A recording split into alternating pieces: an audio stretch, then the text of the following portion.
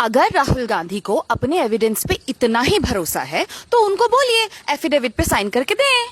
WhatsApp वाले uncle या कोई आईटी सेलिया अगर आपको ये वाला लॉजिक थमा रहा है तो उनको ये रील चिपका दीजिए।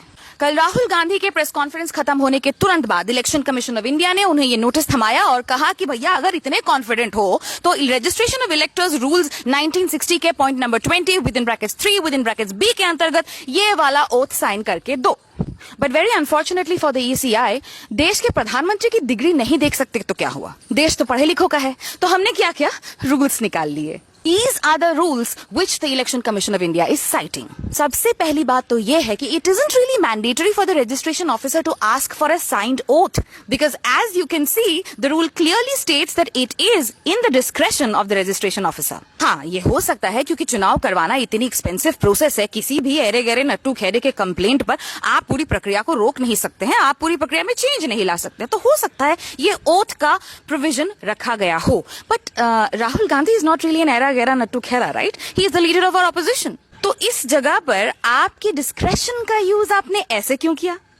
और उससे भी बड़ी बात, खासकर तब जब इसी डॉक्यूमेंट में थोड़ा सा ऊपर जाएंगे तो रूल नंबर 12 कहता है Period for lodging claims and objections. Every claim for the inclusion of a name in a roll and every objection to an entry therein shall be lodged within a period of 30 days from the date of publication of the roll in draft under Rule 10. Provided that the Election Commission may, by notification in the official gazette, extend the period in respect of the constituency as a whole or in respect of any part thereof. Yani any complaint regarding the addition or deletion or anything about the electoral roll must be submitted within 30 days of the publication of the draft roll. इस 30 days के period को extend करने के लिए election commission of India को official gazette में notification देना पड़ेगा। तो चलिए मान लेते हैं राहुल गांधी एफिडेविट साइन कर भी देते हैं, तो क्या अब आप राहुल गांधी की कंप्लेंट को एंटरटेन कर पाएंगे?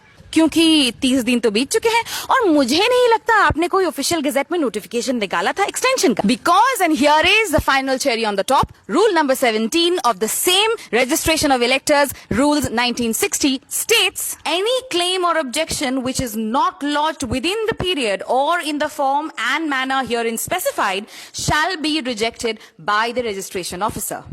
मतलब समयावधि पूर्ण हो जाने की वजह से यह कंप्लेंट अपने आप खारिज हो चुकी है।